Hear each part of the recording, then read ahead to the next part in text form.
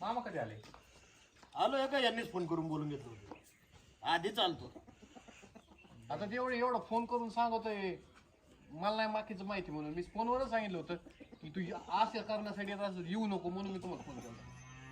कसं आहे माहितीये का, शेवटी आपलं समजून सांगणं काम आहे. बाकी ज्याच्या बुद्धीला जे पटन ते करेल. काय समजून सांगायचं तुम्हाला काय माहिती मामा? तू एवढं हॉटेल टाकायचं उद्या बंद पडलं कुठे यायचं ती तिकडं काही एक सरळ सांगतो तुमचं तुम्ही काही कामं करा दुसरे करा पण जमीन नाही काही. हे बघा, याचं जरी म्हणणं असलं की गावाकडची जमीन विकून याला हॉटेल टाकायचंय, तरी बाबा कसं आहे माहितीये का, जमीन विकणं काय बरोबर नाही. काय तू विचार काय केलाय ते एकदा मांड त्याच्यासमोर माझ्या पुढं. कारण तुझ्या आईला मी शब्द दिलाय की बाबा तुझ्यानंतर सगळ्यांचं मी बघन, म्हणून माझ्या पुढे एकदा काय म्हणणं आहे मांड तुझं. मामा मी काय करू का नको? हॉटेलमध्ये काय नुसता टाइमपास आहे का? व्यवसायच ना ते एक. बरं त्याला लागतंय थोडा पैसा तर मग ते जमिनीतून येईन ना, दुसरीकडून कुठून येईन? देतोय कोणी पैसा सध्याला? कोणी कान भरविले तुझे?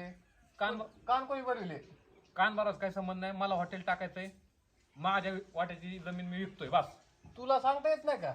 आता मी काय सांगू, आता आमचं ठरलंय. आमचं ठरलंय काय ते रस्त्यावर विक मागायची काय परत? अहो पण मग चांगला आपलाच फायदा आहे ना मग. हा, भांडी का तिथली नाही चाललं हॉटेल, मग काय करणार? आपण नाहीच समजा काय काय बोल? झालं त्या हॉटेल मधून गेलं ना सगळं रस्त्याला, जमीन बी गेली हातची, हॉटेल धंदा पण बसला, मग काय करायचं? अहो, चालन का नाही चालणार? अख्या रोड टच आहे अख्खा रोड hotel. टच आहे? मग रोड टच तुमच्या शेजारी एखाद्याने उभा काढला की उद्या बंद पडून तुमचं सांगता रोड टच आहे. बघा आता तुम्ही हा, तुमचे एवढे भले आहेत काय सगळ्या दुनिया बाकीची? आणि ते हॉटेल सुरू करणं सोपं वाटतं का तुम्हाला? ते किती आचारी बघा, किती झंझट येते, ती काय सोपं आहे का?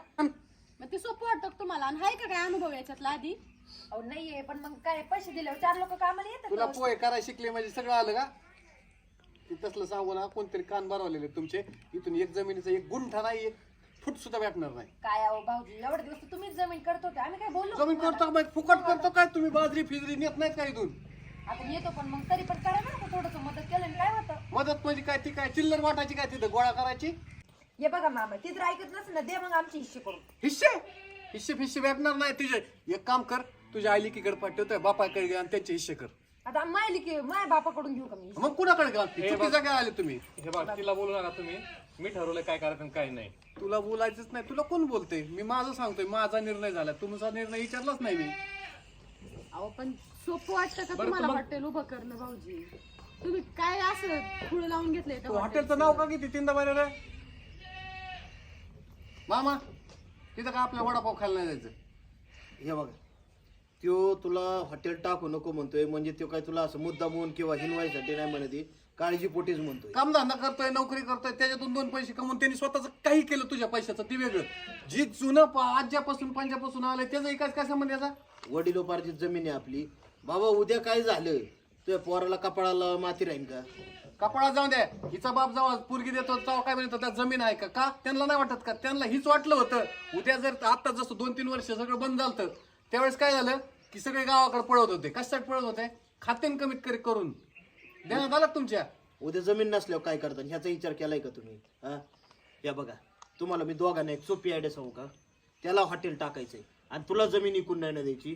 एक काम करा सोपं, बाबा हॉटेल मोठंच टाकायचं असा काही नियम नाही. बारीक आपलं छोटंसं हॉटेल टाक, ह्यो तुला मदत करेन, मामा तुला मदत करेन बरं का. छोटं टाका, आपलं हॉटेल टाका रस्त्याच्या कडेला आणि छोट्यातून उद्या मोठं होईल. तुम्ही 5 स्टार कशाला टाकता? तुम्ही 3 स्टार काय टाकता? तुम्ही छोटं टाका. तुम्ही एक काम करा ना, सरळ सरळ मेस चालू करा. जिथं शाळा कॉलेज असते तिथं 2 रुपये भेटायला चालू होते, त्याच्यातून पैसे आले तुम्ही काही करा ना मोठं. हा, किती आजपर्यंत पहिले नाही तुम्ही शिकत असताना मी आलो त्यावेळेस मेसवरच हातात आणतो. किती चाललं त्याचं हॉटेल? बरं सकाळ संध्याकाळी मेस ठेवा आणि दुपारचं हॉटेलचं जेवण ठेवा. हा, लोक येतात, तुमचं पैसे पाणी सुटर आणि तुमची जमीनही कायची गरज नाही. स्वस्तात माणसं भेटते, चपाती लाटायला हिला बी घेऊन जा. हा, हे बघा अशी मदत करायची भावना पाहिजे. मग मी एवढं मामाला वेटर घेऊन जा, मी बी काउंटरला बसतो. हा, उन्हाळ्यात काय काम आहे आम्हाला तरी इथं? चालतंय. आम्हाला काय लागतं? आम्हाला एवढंच पाहिजे होतं फक्त मदत करा बाबा.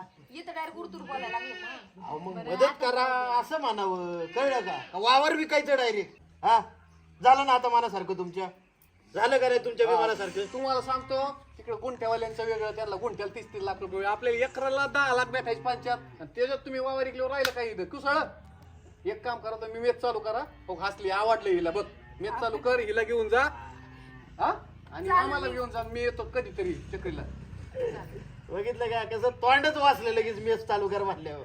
असं पाहिजे बरं एक काम करा आता मस्तपैकी चहा ठेवा आम्हाला. बघितलं का? आल ते रागात हसून चालले चहा कर आता तू बघू तुझं मेचचं किती चला, चलत जाऊ द्या बसा तुम्ही पण बसा.